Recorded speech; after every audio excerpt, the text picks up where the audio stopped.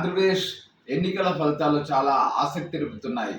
ఇక్కడ YSR Congress party early trends చూసినట్లయితే బాగా వెనుకబడ్డ పరిస్థితి కనిపిస్తుంది. టీడీపీ కూటమి చాలా ముందంజలో ఉంది. రాష్ట్రంలో చాలా ప్రాంతాల్లో ప్రముఖులు వెనుకబడి ఉన్నారు. వైసీపీకి సంబంధించిన మంత్రులు కొడాలి నాని, గుడివాడ అమర్నాథ్, చెల్లబోయిన వేణుగోపాల్, ఆర్కే రోజా లాంటి నాయకులంతా వెనుకబడ్డారు.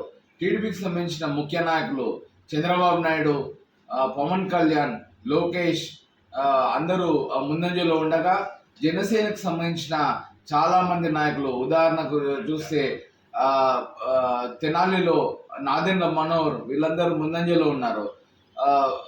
గోరంట్ల బుచ్చయ్య చౌదరి రాజన్నలో ముందంజలో ఉంటే వైఎస్ఆర్ కాంగ్రెస్ సంబంధించిన నాయకులు వెనుకబడ్డారు.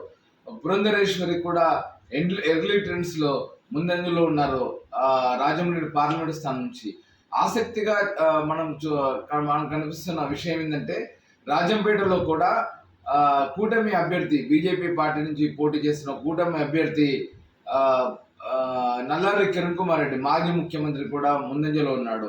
రాయలసీమ ప్రాంతం చూసినట్లయితే నంద్యాల, ఆత్మకూరు, శ్రీశైలం, తర్వాత అనంతపురం జిల్లాలో చాలా స్థానాలు కూటమి ముందంజలో కనిపిస్తుంది. ఈ ఫలితాలు చివరికి ఉంటాయా, ఏమైనా తారుమారు అవుతాయా, ఈ విషయాలు మీకు ఎప్పటికప్పుడు అందిస్తూనే ఉంటాం.